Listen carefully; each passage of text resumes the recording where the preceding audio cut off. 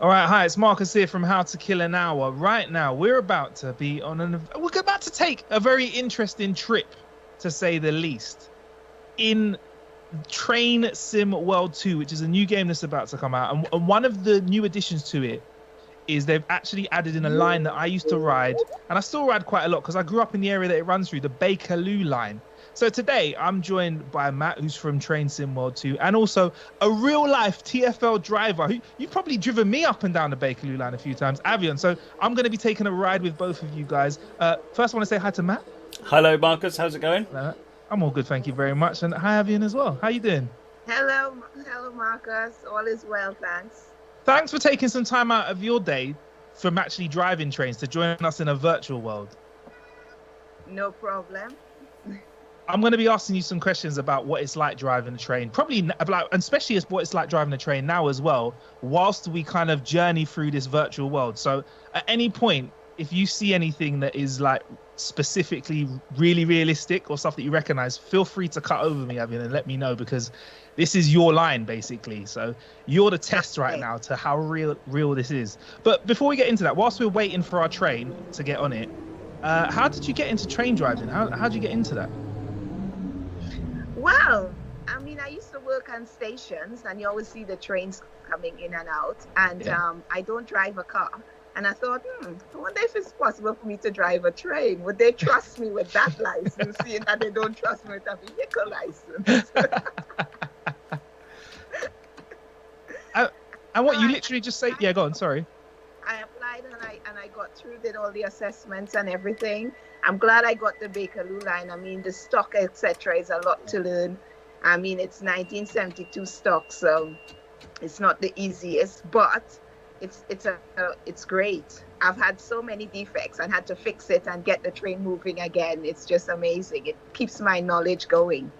So as well as driving a train, you also have to, if any issues occur, like you have to fix it while you're down there in the underground, right? Yes, you're expected to, when you contact the line controller, to be able to identify clearly what it is wrong and what have you done to try and rectify the problem. Wow. In most cases, you can rectify the problem and get the train moving. The whole idea is getting the train moving, because once you're at a station, dependent on the station, most likely there's a train in the tunnel. And trains being in the tunnel, especially our tunnels, it's very hot. So you're always concerned about overcrowding on that train, how many people on it, anyone getting ill, and then access to them. So you want to get your train moving as quickly as possible, whether in service or out of service, but at least moving. Yeah, I think that's everybody likes a train when it's moving instead of a train when it's not. I'll be honest with you, nobody likes it when we're not going anywhere on any kind of transport. But before we even get into more of that stuff, when you first applied, I'm going to presume there was loads of theory and loads of kind of classes that you have to take to get your knowledge up to scratch before you even step on a train?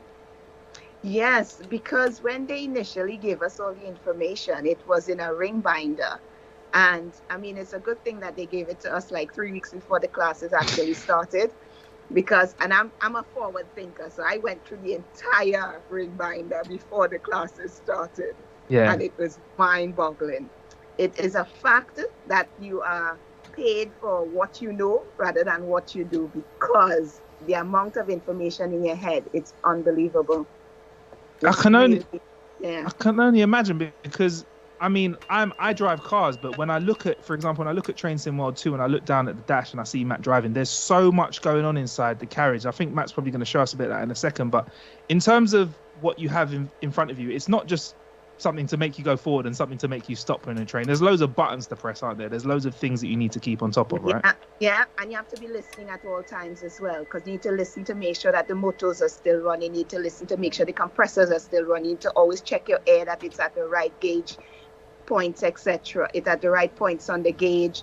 You have to listen for if there's any alarms going off, because unless you rectify certain problems quickly, it can turn into a major problem. And I've had that where I've stalled over the points at Piccadilly Circus for 40 minutes. Wow, and that's a busy part of the Bakerloo Line. Yes. So how close to your carriage is the version that we're seeing in Train Sim World when you're seeing Matt look around in the carriage? Yeah, it looks almost exactly the same, I would say, so far. because even the buttons, the TBC, yeah, all the lights, everything, yeah. All right, okay. And we're actually riding, like I said, the line that I used to take a lot, the Bakerloo line. We're actually riding right now from Oxford Circus to Queen's Park to Harlesden, actually, I believe. Are we? Do you do this line a lot? Yes. Most days you get, we have 3 different routes that we do. So we do Queen's Park to Elephant, or you can do Stonebridge Park to Elephant and vice versa, or Harrow to Elephant. So you have different trips that you'll be entitled to do. The maximum you do on a weekday would be 5 tunnels. So even if you go up to Harrow, going through the tunnel back between Queen's Park and Elephant and back, you would do that no more than 5 times, and you do no more than 3 consecutive tunnels. That is the limit of fatigue, etc. That's really good, because I presume 5 tunnels. That's a lot. That's traveling quite a lot of mileage as well, isn't it? Because that's a long line, isn't it? The Bakerloo line. Yeah. It's 23.2 kilometers. Yeah, from Harrow to Elephant. So you're doing over 100 kilometers on days when you're doing 5 lines. Yeah. When you're doing 5 trips, yeah. So when you're on a train and you're doing 5 lines in a day, I'm going to presume you see a lot of human behavior, because a lot of humans get on and off trains. So you must see some wonderful things. Yeah. I mean, before we press record, we spoke about it a little bit, but I'd love to talk more about what kind of things do you see us humans doing when we're popping on and off your train, when you're up and down the line? Well, you see that some people wait until the doors are closing to board or to exit. You see some people put 1 foot on the train, 1 foot off, and they're looking around. They're looking for the Leaning Tower of Pisa, but they won't find it on the ground. We have some people put their buggies into the door. Some people put their bags. Oh yeah. But the ones I love are the gymnasts. Oh, they're amazing. They dive onto the train. They put they go 1 foot leap. Oh, I had one man jump in one day, 1 foot, 1 hand, the door closed, and he's half in, half out. I had to quickly open back the door, but I gave him a 10. He was my best passenger on that day. No one beat him. That was, it's amazing. I got to be honest with you, Avion, like when I'm doing that last minute dash for the doors, I like to pretend that I'm in like a movie and I'm like the protagonist, and I've got like Indiana Jones, but the train version. I'm running towards the train doors, and as I get through, and what's funny is when you rush up towards the doors and you finally land in the carriage and everyone's looking at you, you burst through, you're like, and they're looking at you like, you're right. I'm like, yeah, man, I made it. I'm good to go. Yeah. So yeah, all right. It's good to know that we're just as entertaining as well. Back to when you were learning about driving the trains. So you told us the theory was, enormous, and one of the reasons why you managed to get through it is because you actually made sure that you took on all of the knowledge. It's what you know. But when you finally get onto the trains, I presume you have to practice quite a bit. You have to get on trains. Do you sit with another driver, or do you practice overnight or something? So you have an instructor operator who takes you on the line. So they take you through all the stations firstly and tell you how you stop, how you brake, how you motor up, how do you check your signals, your platforms, so your platform train interface, etc., to make sure you arrive safely, that you depart safely, and what's expected in the tunnels, how to look for signals, what you should do if you see a yellow signal, things like that. So they take you around the whole line, and then they give you a chance to drive. And when you're driving, so they coach you through what you should do. This is the time you should be braking. Remember to look out for this, look out for that, be aware. So certain things you have to be, very careful about, especially some stations. Some stations you come in partially blind. So Piccadilly Circus North, you come in partially blind. As you reach the platform is when you see the platform, basically. So you have to make sure that you're not doing more than 20 miles an hour, which is a speed restriction. Yeah. You're always in a coasting position, so then you're closer to braking rather than in any motoring position. So you can react faster, and the train, there's more time for the train as well to brake, etc. You sound like such an encyclopedia of knowledge. I feel like you just taught me through actually pulling into the station itself. This is amazing, Avion. Like, how long does it take, like from the start, from the day you said, right, I would like to drive, to when you first were driving a train by yourself? How long does that take? It took about 3 months. So you do 3 weeks of classes in Ashfield House, and then you come onto the line and you get an aisle. Surprisingly, I had 11 different aisles. They do try to put you with one person for the duration of your training, but I had the luck of being with 11 different persons, and I must say I learned something different from 11 different people. So little things you check for, little things you do that make your job easier, makes your job safer. And when you combine all the different things that people have told me, when I combine it all, I think it makes me a good driver. Yeah, get the knowledge of 11 people feeding into you. That's amazing. That is really cool. I'm just going to switch over to Matt and ask him a quick question real quickly. So, Matt, how closely did you work with people at Avion and the TfL when you're putting together this game? What kind of things did you kind of want to make sure you included to make sure it was as real as possible? So there are two elements to that, really. One of them is capturing the train, how it feels and how it drives.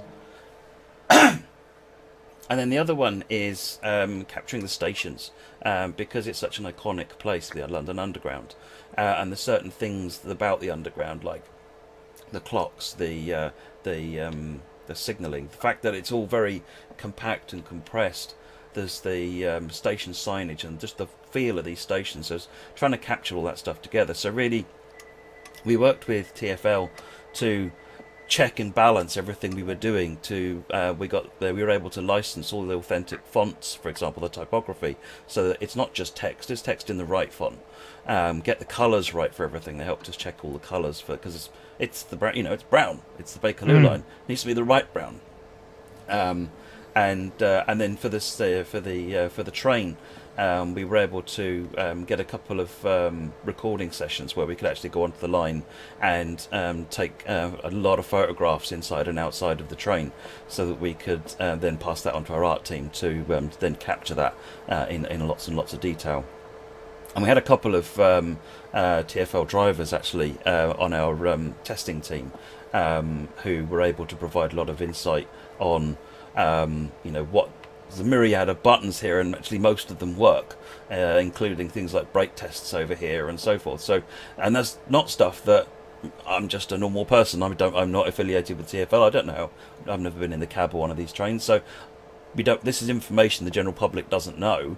And so it's trying to understand, well, how does that work? How does that switch work? What do you do? How does a driver act on this line? And so it's really trying to soak up as much of that information as possible and then capture it in a way that everyone can enjoy it. Yeah, I mean, and it does look super real. I mean, are there features that you're particularly proud of in Train Sim World in terms of realism? The way we simulate the motors and the brake systems, we have a technology called Simulgraph, which simulates the individual components. So it's not just when you operate that throttle, there's then a massive amount of work going on inside the simulator to work out what's happening with brake pipes and valves, and what's happening with the motors and traction currents and all the rest of it. So we can simulate that stuff to a really, really fine degree of detail, and that's particularly awesome. And then the other thing, which is a particular favourite of mine, is we run a thing called a service mode timetable, which simulates a daily service of trains running up and down the line. And you can just, as we were earlier on, we were just stood on the platform and an AI drove that train in, and we just decided, you know what, we're taking that train. So we then took that train, and I can now drive. At any point I can get off this train and let an AI drive it and carry on with it, and I'll go and do something else. Or I can go and sit and be a passenger and let the AI escort me up and down the line. So it's kind of a bit sandbox in that I can kind of do what I like to do in the game and just relax. Or I can focus on completing missions and completing services and racking up points on my career. Sounds awesome, man. Look, one bit of detail I really like, and I know that you put a lot of work into the brakes, so this is going to sound a little bit trivial, but for me, I like the ads that you popped in the underground stations. I feel like that was a real nice touch, you know. Yeah, I mean, one of the, again, trying to capture what's iconic and really important about the London Underground. It's all you see when you're standing there waiting for a train is all the advertising hoardings on the back, and of course you can't copy those and put them in the game for copyright reasons. So how do we do that? So one of our art team actually spent a lot of time coming up with some really creative fictional designs which are thematically appropriate, but they're not real adverts. So whether they're for perfumes or for shopping centres or for shows or new cinema movie releases, things like that. So there's a great big swathe of different adverts on there. And we also licensed actually some real adverts from Thames Estuary as well. So there's a little mix of real adverts on there in and amongst the sort of stuff that we've made up. But they're great fun, making up all sorts of crazy stuff, like the double Duggar bus time travel movie. That looks fun. I want to see that.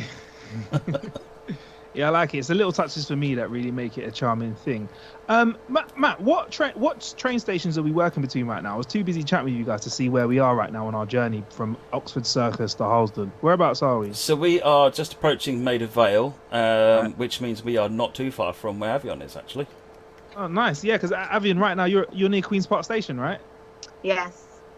Okay, cool. Right, I'm not going to ask you to do this about all the stations that we come up to, but if you were coming up to Maida Vale, what are the kind of things that you need to be thinking of as you're pulling into the station? While Matt's doing that, we can kind of see if we can kind of sync those up a little bit. Okay. Right, so we're pulling into Maida Vale. Maida Vale is one station, so you need to be aware of the tail wall barriers. They shift a little, so you have to remember that they shift a little and don't suspect that it might be someone standing on the edge of the platform. Okay. Don't panic. That's one of the things to remember.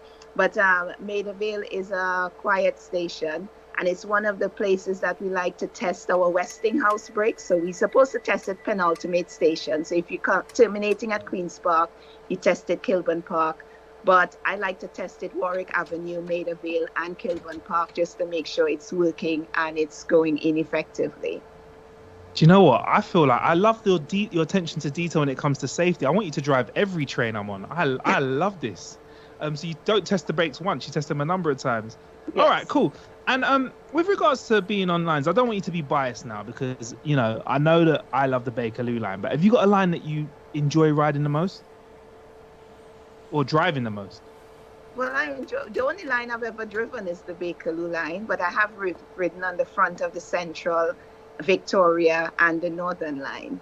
And I like the Bakerloo line for the fact that you still drive it, so you still feel like you're in control. Wicked. So what, if you wanted to drive a different line, is it a whole different set of training that you need to do then? Yes, you have to do over the stock training, definitely. And then you have to do the line knowledge because signals are different. They're placed differently. The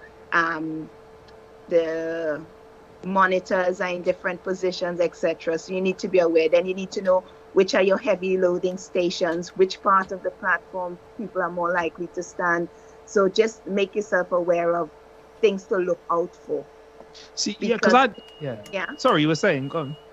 Yeah, because one of the things people have failed when they've been training here and have to be retested is Paddington North, because from the time you see the repeater signal for the Bravo Delta 1-2, you need to start slowing down, because as you make the bend, it's a 20 restriction, and if you're not slowing down, you're not going to be at 20 by the time you make that corner. And then you'll be entering the platform way too quickly. So it's just being aware of certain things and where things are located so you can prepare yourself to do what needs to be done by the time you get to that signal or speed restriction, etc. See, I genuinely had no detail, had no idea that the attention to detail you needed to know for each specific station. I wasn't even aware that you had to be trained specifically for a line. I thought that, you know, well, I didn't really know, to be fair, before I started learning about like train driving at all. So that's really interesting to me. Like, I'm just absolutely fascinated at the fact that you said the word knowledge, similar to like when cab drivers did a knowledge. It feels like you could talk us through your whole train journey without even stepping onto a train itself. Yeah, I feel so in most cases, yes. Have you ever been on a train and one of your mates is driving and you've been like, oh, you're a little bit harsh on the brakes there? Have you ever thought that, oh, come on, you could have done that a little bit better? You know, it wasn't bad. It was safe. But you know what? I think I probably could have pulled it off a bit smoother. Yeah, sometimes I think that, because I do know that I've had a couple of trains whereby you put the brake in and it does not hold immediately. So I have been trained that when you pick up a train for the first time, you always test the brakes. So you brake a lot earlier to see whether the brakes hold. Yes. So some brakes hold almost immediately. Some takes a few seconds. Some of them you need to put it in normal brake rather than maximum to get the effect you want. So it's just being aware of the braking capacity of your trains and then not having to pop the emergency handle or anything like that. Yeah, of course. Yeah, no one wants to hear you popping the emergency handle. Right, I think we're above ground now, and are we coming up to Queen's Park Station? This or is indeed Queen's Park Station, yes. This is one of my favourite stations, Avion, because one of the reasons is, obviously, I grew up in the Queen's Park area, so I do like this station. The second is on the underground, this is one of the first stations that you get overground and get that big blast of fresh air when you've been travelling underneath. I was going to ask you, you're at Queen's Park right now. I believe we've just passed where your office is on the left-ish, right? What's one of your favourite stations? Do you have a particular station in favourite that you like kind of pulling up to or being at, or you think looks particularly nice? Let's see, what station would I like if I had a choice? I would say Willesden Junction. Yeah, why is that? Because in a lot of instances, people actually take the time to move along the platform. Right? And if there is somebody, maybe somebody on crutches or whatever, and there's a crowd and you can't see the person, you'll always see somebody on the platform indicate. So all right, look out for something. And I find that to be really, really good. I find that to be really good. Because not everything, now in most instances, we would assume drivers see everything, but in reality, it's not like that. And sometimes just little indicators to us that, just pointing to the person. So just wave and point. So then we know, all right, yes, so there's somebody a bit slower to get on, just make sure they're on. And then we know to look out for when they're coming off, that we give them enough time to come off. Nice. So us as passengers, we can help you out by kind of like pointing out stuff like that to you as well. Yeah. All right, I'll be sure to make note of that in the future. So right now we're in northwest London. We're heading over to Kensal Green, I believe, is the next station. It is indeed. Is it our penultimate stop? For Harlesden, let me have a look. Yeah. Kensal Green, Willesden. No, Willesden and that's it, Willesden. I should know better, shouldn't I? Avion, you definitely would know. Yes, I should have asked you, shouldn't I? Right. So can you spot tourists when you're driving on a TfL on the underground? You can. How do you know a tourist from a regular punter when you're driving trains? Okay, if they're getting on the train, they tend to be the one that puts the 1 foot on and look around.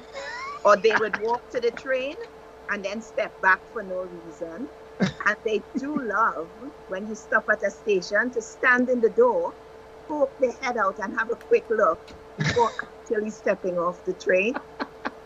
Another thing you notice as well, they all exit and enter one door. Even though each carriage has 4, they always, when you look and you see a group of 5 or 6, give them enough time to all go through the same door. Because they're not bless. Yeah. I'll be honest with you. I feel real comfortable with the underground, but when I'm in other countries, I always feel like it's so much harder to navigate. And I don't know if it's because I've grown up using the underground, but I feel like London Underground is one of the easiest kind of train networks to get to where you want to get to. It's quite easy. You've got really color-coded lines. It's generally quite easy to get around the stations. Do you feel like we've got one of the better underground station setups in the world? Yeah, I think you do, because I've been to Amsterdam and I've been to France a few times. I've been to Portugal, and I come from Trinidad and Tobago, whereby there is no train service. The last train service was back in 1950, the last train ran. Yeah. And I've been to America a few times, and the London Underground definitely the easiest. You see with those color-coded lines, you see especially showing the intersection and where you can use wheelchair access. So when my mom was visiting, I knew which station, because that was before I worked on the Underground, where best to interchange so that she's not doing too much upstairs, downstairs. The gap between the platform and the train is easier for her to navigate. So yeah, definitely London Underground has one of the best, I must say. Yeah, I totally agree with you. Where are we coming up on now, man? Is that Kensal Green? I think I recognise that. This is Kensal Green, yes. I mean, you've also got detail on the buildings that are around the stations as well. So how important for you was, as well as making the trains look realistic on the inside, the stations look realistic, when you are overground, making sure that the areas that you pass through have kind of familiar buildings? Because even pulling into Kensal Green, there's like a large factory that is a big red brick factory that we just passed by, and you've managed to add that in as well, and that's like quite important attention to detail. One of the things that we always hear from the real drivers that we talk to is the importance of knowing your sense of place, because every driver they pick up different braking points and different familiarity with the route, and so therefore knowing exactly where you are and trying to capture all of those key points. And sometimes those key points might be a lamppost, not just a big building. They could be anything. And it's not obvious to you or I necessarily what they are. So we try and listen to people and try and understand it. But then the art team have actually become really adept at, when they survey a line, whether it's just as simply we use Google Earth, for example, a lot for doing our route surveys, or we'll go out to the line as well, and just trying to capture what's the prominent bits in the skyline, what's the prominent bits that you're seeing as you're driving along the track, what's going to make the difference. Whether it's those houses probably are not the houses that are there in real life, but as long as houses are there, you still know exactly where you are. But then there are more key buildings, things that stick up from the skyline a bit, and making sure you capture the shape of the skyline, because that's kind of where the more important bit. So it's trying to really capture that kind of level of detail is really important. Yeah, I feel like you got the gist. I mean, I'm from the area. I kind of recognize that factory building there, and there's like big trees on the left-hand side because there's a cemetery actually behind the wall of the station on the left-hand side over the main road, Harrow Road. So yeah, that's really interesting. But yeah, let's crack on, shall we? Next stop is Willesden Junction. Yeah. Nice one. So what would you be doing here then, Avion? Like, in terms of, where is it you said you tested the brakes? So I would have tested the brakes at Warwick Avenue, Maidvale, and Kilburn Park. Here at Kensal Green, one of the things you always need to be aware of, that Whiskey Sierra 17, if that is yellow, it means that the signal before Willesden Junction is going to be red. And that's a signal we try not to have to be holding at for long periods. So it's always better to try and hold at Kensal Green rather than at Whiskey Sierra 21. Because in a lot of cases, if 17 is yellow, it means that there are trains moving over the points, London Overground trains moving over the points by Willesden Junction. And we try to give them as much time as possible, because if anything stalls, then it's a wrong direction move, and that just causes more problems.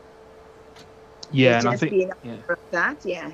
And if, let's say I've already spent 2 minutes on the platform at Kensal Green, so I need to move because I shouldn't stay there longer than 2-3 minutes, and I need to move and the signal is still yellow, then you're making sure that you're not getting further than maybe 15, not even 20 miles an hour, approaching with Whiskey Sierra 21. Okay. Yeah. All right. And I've heard you say 20 miles an hour a lot, being under 20 miles an hour. How fast does your train actually go what's the fastest speed that you do hit when you're going up and down the Bakerloo Line? In the tunnels from Queen's Park to Paddington, you can do 35 miles an hour. Okay. Past there is 30 miles an hour straight down to Elephant, but there are parts whereby there are special restrictions that's just within the area. So from Regent's Park towards Oxford Circus is 20 miles. It goes down to 20 miles an hour after you leave Regent's Park. So there are some sections that have a 20-mile restriction, and I think it's because the platforms tend to be very overcrowded, and you want to make sure you come in at a speed whereby you can stop almost immediately because of the large crowd that you'll expect on the platforms. Yeah, of course. And I know that now there's going to be slightly less people using public transport because of the whole COVID situation, the worldwide pandemic. But what I've noticed is in central London, they have made a lot of changes to the roads to make it, if I'm honest with you, more suitable for people that are using buses, but less suitable for drivers. So I feel like more people are going to be using the tube, fingers crossed, when, as soon as possible, when this situation kind of lightens up a little bit. I mean, tubes are busy enough already, but do you feel like you as a train driver, you must feel like a sense of pride, like being able to move people around during this time? Yes, I do. I mean, I'm really happy that especially for doctors and nurses during the COVID time, to be able to get them to and from work, because it's not easy working a 12-hour shift and then having to jump in a vehicle and drive. You're increasing your chances of falling asleep, not reacting in time and having an accident. And I mean, it's just really wonderful being able to transport people. The only thing I wish people would keep doing is the social distancing and using the full length of the platform. And I mean, as drivers, we still have to make the announcements about wearing your mask, using the full length of the platform, social distance as much as possible, take care of your fellow travelers, etc. 100%. I agree with you fully. And yeah, I mean, yeah, thanks for keeping things moving there. And I'll be honest with you, Avion, speaking about falling asleep on the train, I love a good sleep on the train, I absolutely love every time I get on Oxford Circus. I think by the time we're at Maida Vale, I'm definitely having a little snooze, and then by the time we get overground again, when you get a little bit of fresh air, that usually wakes me up. That makes me know that it's time to get off the train. So I love having a nap. But so right now we're overground. How do you feel about how this looks right now? Does this feel very familiar to you with regards to the way Train Sim World 2 have put this together? Yeah, it does. It definitely does. Pulling up on the fact that they've stopped the train short, because we do stop short at Wilson Junction. Yes, that it is a shorter platform at Wilson Junction, isn't it? No, it's a longer platform. It's a longer platform. Oh, there we go. Stop the train short. Oh, right. Don't want someone running down the step, running for the train, and then if the train is too far forward, they're gonna chase on their speed. They're gonna end up on the tracks. So we stop the train, so the back of the train is in line with the stairs. So if they run and rush for the train, they'll hit the train. But even if the doors are closed, at least they're not on the track, and we can open back the doors and let them on.